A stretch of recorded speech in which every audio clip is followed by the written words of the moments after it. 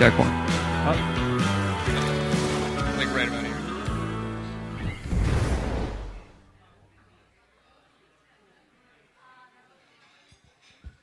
All right, guys, welcome to Talk Story. My name is Jason Bitzer. I'm filling in for Julie Wilmont. And tonight our guest is 9 times bodyboard world champion Mike Stewart, also 9 times body surfing world champion as well. Give him a little clap. Very amazing waterman. We all know it's Valentine's Day, and both Mike and myself are getting a little bit of flack for talking about surfing on a night that we should be with our girls. So another clap for those girls as well, supporting us tonight. And just wanted to thank Julie for this opportunity. About a week ago, she called me and asked me to sit down with Mike and just kind of rap about his, history in the sport of bodyboarding and just being a waterman in general. And I had to think about it for a second, and I'm like, well, I talk a lot, and Mike's got a lot of stories, so we possibly could pull it off, and so here we are. And Mike, just want to introduce you real quick again. And first thing that I wanted to ask you is, everyone has their first experience in the ocean, and that's probably their most important experience where, they start their relationship either with their parents or with a friend. And my knowledge is that started in Kona. So maybe, you could elaborate on that if it was Kona or one of the other islands, and how did that start? Yeah, well, thanks, you guys. It's a different experience for everyone. For me, I was born and raised on this island originally, and my first experiences were actually in Diamond Head. That's the earliest I can remember, being very, very young. Sunny days, local beach boys taking me out on the board. My dad was a surfer. He was born and raised here as well in town. And so I kind of remember going out with some beach boys, and they took me on some waves. And that was like my earliest memories of wave riding. So it was just warm, fun, great, just a real positive experience, and free ride to the beach. It was like, wow, this is amazing. So that's what kind of was the hook. And then, as life goes on, you go through different little phases and whatnot, and eventually, for me, you reach those teenage years, and that's when it starts becoming a vent. For me, it was a real vent. It got me out of trouble, kept me on the right track, and then I guess the rest is history. Just kind of got really into it. So what time would you say you moved to Kona at one point? And as history knows and everyone knows, that's where you kind of met Tom Morey and kind of took your ocean relationship to kind of the first bodyboard when that was all happening. Actually, before the sport was really created, you were kind of part of that mix. Is that correct? Yeah, well, Tom actually had just sold the business to Kransco, and then he had an R&D center in Kona. And once I found out that he was in Kona, I had to find him. It was like my little mission, because I was really intrigued. And I went over to where his R&D center was, and it was amazing for me. So you're kind of like his shop boy at first before you're actually a sponsored athlete for him. Oh yeah. I used to clean up the floors. I was like sweeping up the floors and doing whatever. I said, hey, if it's okay, I want to get a job here. And he's like, yeah, okay. What can you do? I'm all, whatever you need done, I'll do it. Because I was just so wanted to be there. What were they using then? Was that still like the newspaper wrap bodyboard and the polystyrene kind of thing, or was that when they actually had like no slick skin yet? I'm assuming. No, actually, that was right at when he started. Tom's always been pretty forward-thinking guy, and he had some pretty advanced thermoplastics and castable urethanes that he was using at the time. And so actually, when I was working downstairs, I saw this board. It looked like fiberglass, and I went to press it, and it was soft like a dolphin or something. It was squishy, and I was like, wow, what is this stuff? And that was before slick bottoms.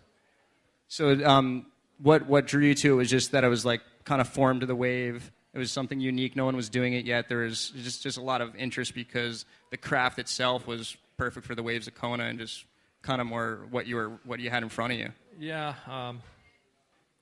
The kind of waves that I enjoyed surfing the most were the shallow, hollow ones, and so those are the ones that seem better suited to a board you can control better, and bodyboards are really good to control.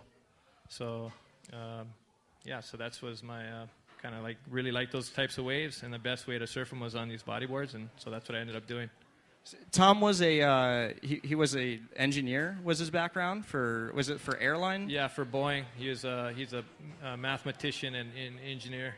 Okay. Yeah. So did you pick up a lot of design elements from him through osmosis? Not really. I mean, he's more of a catalyst, I think, working there. It was like a pretty good catalyst for different design ideas and stuff. I was always thinking about ideas, and so when I was able to be there and work with them, it was like, wow, here's a place that I could go and do all the things that I wanted to do, and it was like, hey, it was like he had everything, When I eventually got to the upstairs where all his secret laboratory was, he had everything up there, and it was so that kind of sparked some creativity. Yeah, like whatever you wanted to do, you could do it. Yeah, it's pretty cool. That is pretty cool. Yeah. Now, from Kona, I'm assuming you had a big influence in the '80s with the Sandy Beach Revolution and all like the tribal trials contests and things like that. But I know from other bodyboarders, you were very competitive with Ben Severson, Keith Sasaki, Pat Caldwell. But what was your first experience with competition, whether it be bodyboarding or whatever it may be? Yeah, living in Kona, there wasn't a lot of competitions. Mm-hmm. I heard about the pipe one, but prior to that, even in Kona, it was a body surfing contest over there. So there's a body surfing event, and I lived right at White Sands, so I'll enter the body surfing event. So that was my first experience to... Where was that? Magic Sands, you Magic said? Sands, Magic Sands. Cool. So, yeah, it was cool. So the first event I entered was in '79, and was a body surfing event. So you were actually a competitive body surfer before you were a competitive bodyboarder. Yeah. That's cool. I didn't know that. That's interesting. Yeah, it's funny. I always think of one story when I traveled with you a while back when the Super Tour was on, and you challenged me to a game of ping pong, and I thought I was pretty good at ping pong, but when we played, I just fell apart, and I went, okay, I can't beat Mike Stewart. Like, it doesn't matter what it was, and I kind of figured it's more something that you have before you come to the table too. At this point, that it's built up over years, but you're so used to competing that you're kind of calm and collective. It doesn't really, competition is kind of second nature. And is that something as a true statement, or is that just something another competitor kind of absorbs from it? I don't know. I'm pretty competitive. Howley kid growing up over here, I used to get in a lot of scraps. And I think it was that punchy, I guess. Take the first spirit. swing. Yeah, man, you're going to get cracks unless you be assertive. And so I just kind of developed a kind of somewhat of a pugnacious attitude, Yeah, I was actually talking to a couple of the old school Sandy's locals, kind of like the Seamus Mercado days and Holly Reeves days and even before that. And they basically said... outside generals guys, there was a lot of fights back in the day. You're not just going to get waves, especially at Sandy's or any beach on the North Shore, South Shore. But particularly, they said that they had memories of you actually having a fight for waves. Like, actually, you have to go to that point because if you didn't, you're not going to get to surf. And it's not something, I don't know if that's a true or... Yeah, no, I didn't. I've never, not in, trying to think in this state if I've actually fought in the water. I've been pretty fortunate not to here. That's cool. Yeah. But it is a dog-eat-dog world when you're coming up. Sometimes it gets a little crazy. Yeah. Okay, so on the subject of competition, body surfing or bodyboarding, what would you say in the 80s, starting by generational, was your number one moment in the 80s when it really first started taking off? Wow. I have no idea. That's a good question. 80s. Wow, that was a while ago. Was Morey sponsoring the pipe event by that chance? Yeah, the pipe events. Those were the apex of competition, and just being able to compete there and surf there, and that was those are special events. Any loss that kind of stuck with you? Because sometimes those are the worst. When you yeah, you mean by if you're because you won a lot of the pipe contests, I'd say the lion's share. Was there ever a point where someone got your number and you're like, okay, I got to step it up again, so this guy. Ben kept me on my toes. GT kept me on my toes. Was GT in the 80s or was he in the 90s yet? I guess he was more 90s. Yeah, Pat Caldwell. Yep. But all those guys were really, really good. Yeah. Now, kept me going. currently you're 10th after, how many years would you say? 30 years I don't know. competing? Yeah, Sorry, I don't want to date you or I don't know, anything, but 82 I started. Yeah. yeah.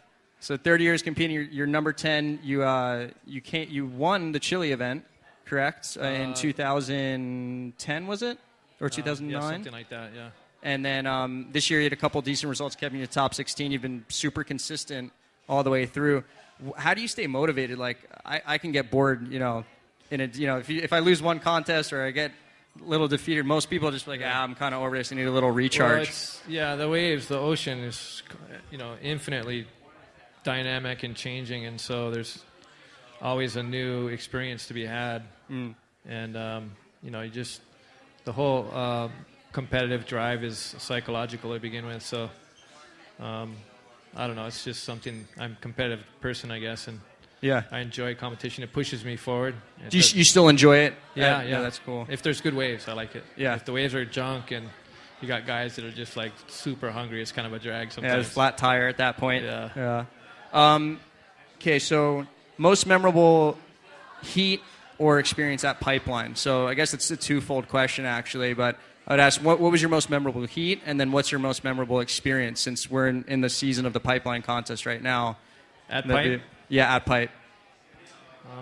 Gosh, that's a tough one. I'd say, there's an event that I had a lot going on with just my personal life, a lot of stuff going on, and I was kind of trailing the heat, and then just a couple things changed in the heat, and it changed everything. Like I started to get in rhythm, started doing good, and then I got back on a roll and actually took out the event, and that was a pretty gratifying event. And that, do you know around what time that was? In the 90s or? Yeah, I think it was maybe mid-90s, Yep. early 90s, yeah. And I know yourself, Ben, and I think it was Seamus as well, were the first to actually, outside of the Tahitians, to surf Chopu. And you've been on many trips throughout your life, but I'm assuming that was one really memorable one when you guys, stumbled on the end of the road and figured out. What was that trip for, and how did you guys end up at the end of the road, so to say? Yeah, that's a funny... we were promised a trip to Tahiti for winning, placing well in the event, or the PSA tour, which for is the PSA tour, the Back the Bud tour back then. So when we get down there, Ian Cairns had took the Bali High tickets and went there with his girlfriend, and we ended up getting stuck in this like hostel.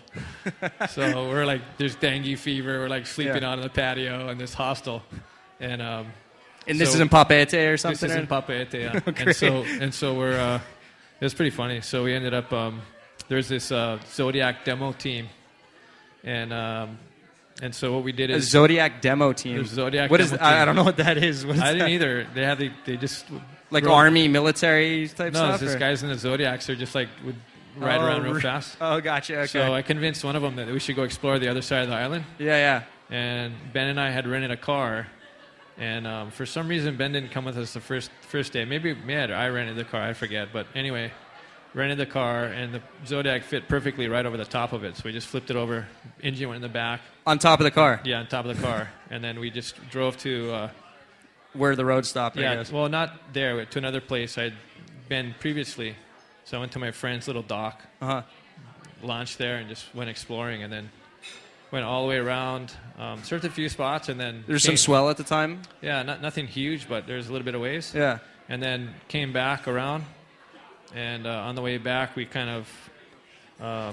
I saw this one wave peeling down the reef, and I'm thinking, wow, this wave is insane. Yeah. So I jumped in. I was with Chris Tenberg. We jumped in. We had no idea what it was. Yeah. Caught one wave, and it was just like insane. And you got perfect Chopu mini barrel. Perfect. Yeah, nothing huge. It was like maybe 6 feet, but really clean. Yeah. And Were your mind spinning like? Because it's kind of a machine that way. Yeah, it's a beautiful place. Yeah. So I was like, wow, this is. So then I'm all, hey Ben, we got to check this place out. Next day we took Ben out there, and then I guess he came back the next year with Eric Barton. Oh yeah, EB from the east side. Hank. Yep. They got some shots of it and stuff. I and actually, it kinda blew up. I think Eric Barton was the first guy to get a shot cover. surfing. Yeah, got a cover out there. Yeah. That's kind of a funny segue, but Ben, you've traveled with him a lot, but he was one of your fiercest. You know, you probably had to have had a moment in competition where you're just battling with the guy too. Yeah, I mean, I he'd be on the tour. Yeah, I mean, we were, we're competitors, of course, but we also had mutual respect for each other. Yeah. So it wasn't like a totally negative relationship. Did you guys know each other when you were young? He was what, from Kaimuki area? Yeah, no, I mean, before it, just as it started. Just as it started, we, we'd go hitchhike to Sandy Beach or whatever. Yeah. Cool. So Ben was one of your main competitors, and I know at one point during the PSAA days and the Bud Tour, there's a big push out of Kauai. You mentioned Chris Tenberg, and that was that whole Kauai Classic kind of team mentality. They trained together, they surfed housings and all those waves in Kauai, and they're kind of, but you were the target, it seemed, at that time. Yeah. Did that fuel you, or did that irk you, or how did that work? It was a total fuel. It is for sure a fuel for me. Yeah. You just wanted to, which one of them was in your heat, you wanted to make sure you beat those guys. They would gang up on you. That was the whole thing, team tactics. So it was pretty challenging and pretty gratifying if you could beat them. Because somebody told me they had like a dolphin tactic, and I know it's probably nobody would even think about in these days of competition with priority and things of that nature, but they would kind of bait you, and then sometimes they would like dip underwater and go behind you to get for interference, slip. They would circle you, like they'd put someone on both sides, and then like somebody inside that would catch the wave. Yeah. So they'd kind of box you in, and then somebody inside would try to catch the wave. Anyway, didn't work for them. I was told once that in like the you've had a long heyday, so I won't say heyday of your career, but Lisa got to travel with you a lot when you're like kind of, you first kind of signed with Moray and that all went down. Did she go on a lot of trips with you? I remember seeing some footage, I think in Indo or something like that, where you were traveling with, your now wife as well too, and like you're doing with the kids now. Yeah, we've been on a few trips. I mean, I took her down to Indo on my second trip in '83 or something. Yeah. And that was pretty cool. Was that the Tom Boyle film days? Yeah. What was that one again? That was why can't I draw on a blank on the film? That was the Indo one. Oh gosh, no, I think that was another year. That was another year. Okay. Yeah, the year I went with her was a different time. So kind of filming Padang and not many people around. Yeah, it was really Bali was a totally different place. Indo was totally different. Yeah. And, that was pretty cool. Yeah. And did you guys get to go to G-Land at all in that time frame too? Yeah, we went to G-Land. I went the first time, my first trip I went to G-Land with, actually went on a boat with Don King and Marvin Foster. Wow. And that was a pretty cool trip. Like we, it's a real cheap, it's $80 I think for the whole week.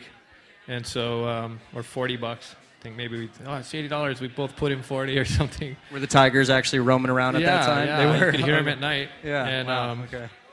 And it was pretty nuts. The boat was super rustic. Yeah. And so we went there, and the waves weren't all that great, and it got pretty wild. But it's just kind of trippy, kind of like just out, like a kind of a. Yeah, we were in the boonies. Vibing out in the boonies kind of thing. In the boonies. We'd go into play volleyball at Lopez in the beach. Oh, was he there at the time Jerry too? Was staying at the camp. Yeah. And then, so we had some funny times. Lost the Zodiac once. That was a whole other. Wait, say that again. Yeah, we were coming in and Don's in the back of the Zodiac. Yeah. And I'm on the front. And he's like, hey, try to get in the front. You can actually steer it. You can drive it around. So I'm like, oh yeah, cool. So I get on the front, start driving it, and then I'm all, hey, let's go get another one. He's like, okay. So he turns this way, and I think he's going to turn that way. So I lean this way, and he turns that way, and I flap out of the boat, and the boat goes up, and then he jumps out. And then so you just got torqued. Yeah, and then the boat is like going around in circles. Going around you. Pretty funny. Fun times in the middle of the ocean. It's pretty classic. I remember, I want to say it's 1998, 1997, there was a cover of Bodyboarding Magazine, and it said The Summer of Love, and it was a south swell that you chase from Maui onto, I don't have the order right, but it was Maui, Tahiti, to California to the Wedge, and then onto Alaska, and probably a couple stops in between, I'm assuming. But that must have been swells like that even today aren't really chased, and that was before really Surfline was to an exact science and all these, swell forecasting tools.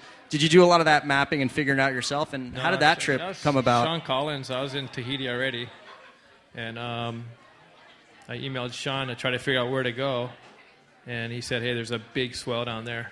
I'm like, well, how big? I'm thinking like south swell big, like 10 feet or something. He's like, no, like Waimea big, like huge. Oh, wow. Like the period was massive. Yeah, and so I'm going, wow, so cool. So I surfed it in Tahiti, and then caught up. My plane was going out.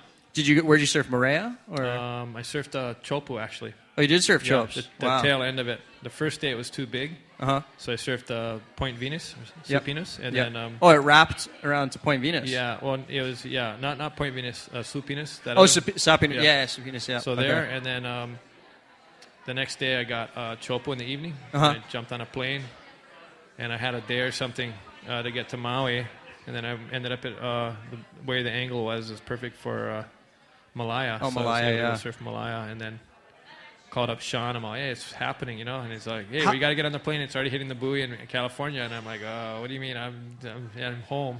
Yeah. And he kind of encouraged me to keep going. So. Oh, and he kept kind of. Oh, he's kind of like prodding. You're like, don't stop there. Yeah, go. You got to keep going all the way. And that wedge swell was massive too. So it's pretty solid. That was a big wedge. It was big. It was a big south. Yeah. And then you flew all the way up to Alaska to finish it, correct? Yeah. Ended up in Alaska. Kind of fun waves, but. Yeah, just kind of. I went off a glacier, and then there's like a little glacier up there. You surfed off a glacier? Yeah. Really? I didn't know that. Well, it's a runoff from a glacier. It's actually ice. I gotcha. Yeah. It was pretty cool. It's totally different, Guys, you take an air taxi and then you find a place to land. You land and just land on the beach. Oh, no way. So so it wasn't like you were off the plane and driving to the first beach. You kind of had to make it happen. Yeah, you kind of like had to go to the spot. You had to search a little and search. land. So we got an air taxi, looked around, found the spot, landed it, and then went out for a session. It was pretty cool. Yeah.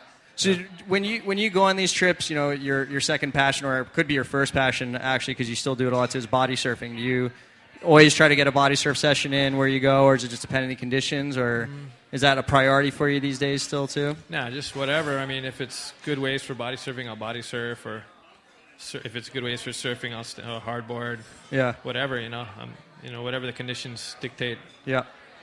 Usually I like to find waves that are kind of pushy. And my skill level's not good enough on a surfboard to really have too much fun with it, so I like to be able to ride those hollow waves with a bodyboard. Some of that will kind of give you enough juice, either body surfing or bodyboarding, they'll actually push you through, get tubed. And the other thing I wanted to ask you about too is, and it wasn't really in my generation when I saw it, but you've been involved in a lot of film projects all through the late 90s and on through the Blue Kush era, and even you've been doing stuff lately with Bethany's film as well and some other stuff. But how did that side of your career start? I know you were just in Tahiti this last summer on some big projects that were totally outside the surf industry too, but that's a big part of your career too, filming, using the bodyboard as your craft. I know you remember you had the Bumblebee with the 16 mil, and just how did you get into that? Like the guys like Brian Kailana, that a lot of famous watermen have. Well, I started quite a while ago with out here on the North Shore with Don King and Tom Boyle, they and the Condon brothers, and I started using a camera helmet. That was the first time I started doing it, but the equipment didn't really work too well, and so then I started to really started getting into it for filming of this movie and the very beginning. For Fire, which we're watching right now. Which was, started as a different project at first, and then, for a bunch of different reasons never finished, and then picked it up and kept going. And so I started with filming with the Millikens and the high-speed movie cameras. Okay. And the larger ones then. Yeah, they're pretty big. I mean, the dense not ones. Not like little GoPros. These are like small appliances. It's before HD GoPro madness, which is it's all film cameras, high-speed film cameras. Yeah. So those were pretty bulky, but you could get some pretty cool shots with them. And so that's where that one photo, the cover where I think you had the Bumblebee in your hand and you're shooting upwards with the yellow camera at Chopu. Yeah, that's. I'm not sure if it was the Bumblebee or same kind of camera, maybe same kind of deal. But I work a lot with Don King. Like he'll hire me for if there's really difficult shots to get, and like if the surf is kind of technical, he'll like hire me to go in there and get some shots. There's an opening shot in a very famous pop culture movie with Blue Crush, where in the opening scene, where I think is it Kate Bosger or whatever the actor's name is, she knows she's paddling out the pipeline for the first time, and then they pan over and you're pulling into what looks like a 12 to 15 foot pipe, one of the best pipe waves I've seen on film. Was that just happenstance because the shot was so good, or was that because you were a part of the project? Like, that's a pretty cool, memorable thing for the sport of bodyboarding. Or just take the takeoff? Yeah, the bottom turn shot. I was just out, before they started filming it, and they got a shot, and I was just there at the right place at the right time, I guess. Yeah. And you did do some POV stuff for that, right? Whenever she's... Yeah, actually, I shot a lot of the action water footage in there. Don King was hired for the project, but he had some personal things he was working out. So I got to do a lot of the action water in there. I remember seeing the actual camera rig, and they had the camera mounted on the bodyboard. It was a big, bulky camera. And I would look at that thing, I was like, that looks like a death trap. Yeah. But were you nonchalant, or was that pretty hard to pull off? Some of it was pretty tough. Yeah. I actually got some stitches in my eye from trying to get it in the barrel at the end. But we got a couple shots of it with it, POVing, but we did a bunch of other stuff with it too. That camera's just a workhorse. When you see GoPros now, do you just kind of laugh like these guys got it so easy? Well, it's just totally different, Quality's different too, though. I still like the film look, Yeah.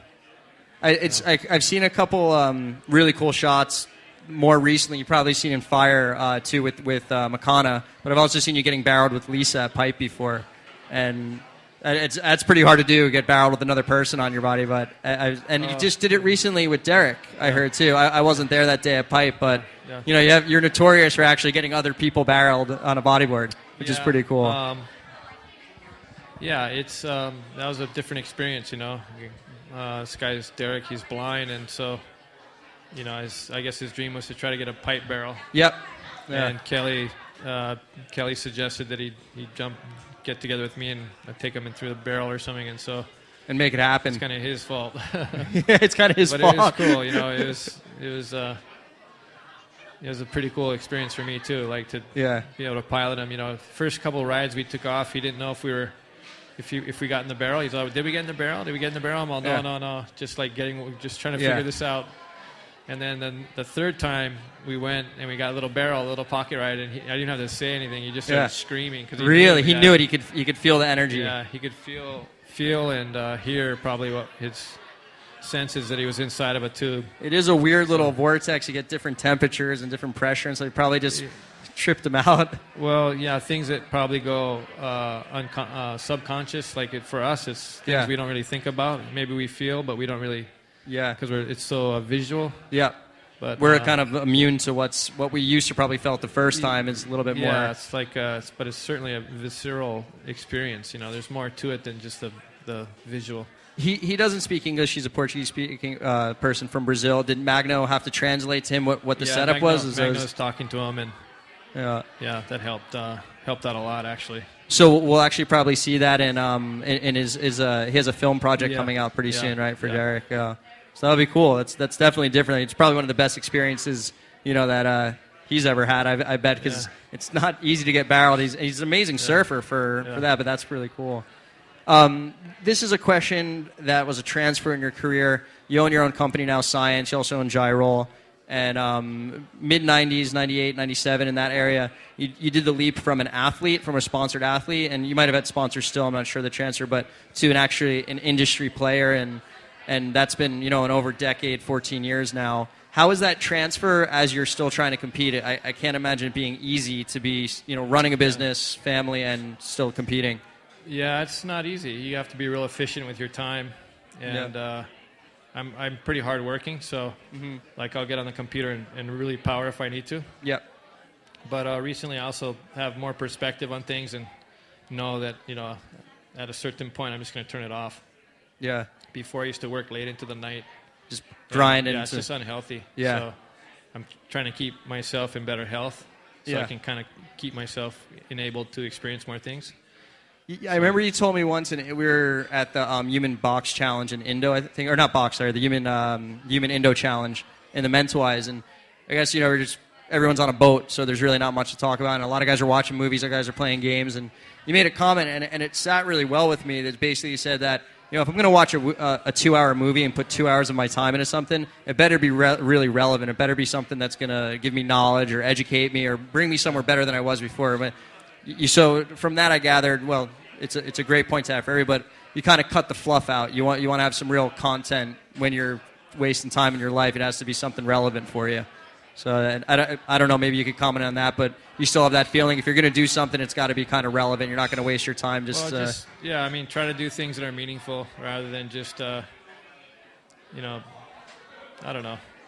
Life's short, so you want to try to make the most out of what, you know, time you have here. And yeah, if you can make a positive impact or a positive influence on someone, then that's worthy cause. That's worth doing. Now, taking a step back from surfing, this is a totally different perspective. But I just found out you just got back from the mainland. You took a little break, and you've been known to do this before. You know, take a trip with your family, but usually there's a little bit of surfing there. I remember I caught up with you when I was with my wife in Portugal, and then again in the Canaries for different events. But this was totally non-surf related. You took them all to the mainland and did like a coast to coast, so to say. Yeah. Where did that start? What was that about? Well, we just took a break. You know. I was with my family, and we just decided to just bail for, you know, get out of our normal routine. And so we just packed up everything we had and bought a van in Ohio, and then just took the van and RV'd it all the way to the West Coast. Mm-hmm. So I did bring my board, and we did actually surf quite a bit. I mean, I saw the Great Lakes. Yeah, what was that like? It was radical. It was super cool. Really different. Fresh water, and just really. Was it freezing or? It was pretty cold, but not like unbearable or anything. Because it's got to be wind swell, right? They only get a little bit of fetch. Yeah. And which part of the Great Lakes? It was up in near on the opposite side of Chicago. Okay. Yeah. And I saw that you said the surfers were some of the coolest guys you've ever met. Yeah, super cool. Yeah, they're just like really, really nice people. No ego, just kind of stoked to be in the water. Exactly. So that was a really positive experience, and then from there we just went all the way west and surfed Oregon quite a bit. And how was that? It was great. The whole time I was there, basically I surfed by myself the whole time. 4.3 boots, hood, and everything? Yeah, I had a 4.3, no hood. A lot of people out, or not many people? No one around. Really? Couple times there, I saw surfers, or there'd be surfers inside. Like I'd surf the outside, and then I'd come in and I'd surf with the surfers. But whenever I jumped in the water, it was by myself. Wow. All the time. So it was really and then cool. A couple guys would kind of sniff onto it. Did you surf that wave, the Yeti, or did you check it out? Yeah. Was that wave happening? It's a legit slab over there. It is. Yeah. So it's like an Aussie slab in America. Yeah, it's pretty heavy. It's a real heavy wave. Wow, that's cool. Hopefully I'll get that up on the LA Boogie thing. Oh, really? Did you have some photos and stuff of it? We got a couple shots, yeah. So that's I'm cool. trying to get it up there. Nothing great, but at least you can see it. Yeah. Did Lisa film it or something, or are you just taking photos? No, there's a guy worked with the Oregon surf shop up there. Oh, okay. And so they kind of hooked me up. They got me a ski out to the break. Really? Yeah, so it's like red carpet. It was really cool. That's cool. And then the guy tried to take some videos, so I got some videos of some of the drops and stuff. That's cool. It's going to be some rare stuff that you're in. Yeah, it's pretty cool. It's a cool experience, too. Yeah. Were the conditions like real like wild and woolly, or was it kind of, did you catch it on those rare days where there's not much wind? It was pretty spooky, kind of, because it's on a mushroom shelf. Yeah. So you're like right on the edge, and as you're sitting there waiting for a wave, you don't want to go too far in, otherwise you're going to get caught, smashed by the wave. And if you go too far out, you just feel like you're in this full-on white shark. I heard strike there's zone. It's not the Red Triangle, but it is pretty gnarly up there. Yeah, it's pretty. And I heard that spot has actually been known to be pretty gnarly. I can imagine. Yes, it's kind of spooky. They probably got a lot to eat, but you don't want to be part of that. Hopefully, yeah. Speaking of film projects, what we've been watching for the last half hour is Mike's, long-term project Fire, and how many years do you think they collected the footage for this on? It took us a long time, probably about 8 years, 10 years. Yeah. Yeah. A lot, and some of this, I saw a couple waves. I'm usually pretty good at trying to find spots or like figuring stuff out, but there's some stuff I couldn't, so I'm assuming, Outer Island and things like that, but a lot of the POV stuff from, this is restaurants right here? What is this? Fiji. It's Fiji. Restaurants. And so that a lot of that POV stuff was from either Fiji or from Tahiti. Yeah, Tahiti, Indo, some Fiji, and some even Hawaii. Oh, cool. Some Hawaii stuff in there. last summer you were back in Tahiti, heading back there more recently on a trip, and you went down there for the Malloy's brothers for what's Come Hell or High Water. For Hell or High Water, which is a great body surfing. One of the only ones I've seen that are actually, strictly for the body surfers and for that group of, tribe of surfers. And it was really cool. It was funny. It was interesting. It was one of the best, surf flicks I've ever seen. One of them that pulled me in. I agree. It came out amazing. Yeah. Footage was great, guys. You get characters with body surfing. Yeah, there's some real characters. You always say that bodyboarders are like a unique tribe in itself, but I think even more so the body surfers you've come to find, they're even more of a niche within a niche. And there's no like what was it, Chris Columbus said? You're not going to become a pro body surfer. You just do it because you do it. Yeah. That's pretty cool. So you went down to Tahiti with Mark Cunningham for that? Yep. That was pretty cool. Mark and Malloy's and Chris Kalima. Yeah. Oh, Chris went to Tahiti too? Yeah. That's cool. Yeah, we all went. Yeah. Good guys. Good group of guys to go down there with. Yeah, it was really cool. Yeah. Got to see, be with Mark and actually shoot him too. I was. Oh, you were filming as well? Yeah. Cool. So it's good as filming and then being filmed. It was fun. A lot of fun. You've been friends with Mark for years. I'm assuming he was one of the first, in the 70s and 80s, he was the pipe lifeguard. So probably, lifeguard, And so you've been body surfing with him for years in town and out here. Yeah, back in the 80s, a lot. If he was big and washed out, he'd always call me, or I'd call him, and we'd drag each other out there. Really? Good times, yeah. Mark's one of the unique characters. I've seen one photo my whole life, him riding a different craft, and it was kind of like in a big moo-moo on a surfboard as like a joke, but he's pretty much strictly a body surfer his whole life, correct? Yeah, he surfs as well. He does surf as well. Yeah, but he's an expert body surfer. Yeah, he is. Yeah, he's amazing. You and him are, at Pipe, there's always, there's Seamus, and there's other guys too, but you two at Pipe are like the ones that I see make the steepest drops consecutively, make it look effortless. And now going back to competition, which is weird, body surfing competition sounds like an oxymoron sometimes when you consider what the sport is. But what's your take on that? Is it something you do for fun, or do you just take it seriously? Fun. I mean, if the waves are good, I'll enter a contest for sure. It's fun. For me, it's fun. I enjoy it. I like to get the push that the competition brings. So you'd like to see that contest back at Pipe like everybody else too, hopefully next year we see that. I think it would be cool. I think it's the best one out of all the events. I think that's the one that everyone has the most fun, is the most community. Like so that'd be pretty cool to see. So cool, Mike. We're pretty much wrapping it up here. I know we have the Pipe event coming up in just a couple days. We got the trials here at Surfer at the pool bar out front there.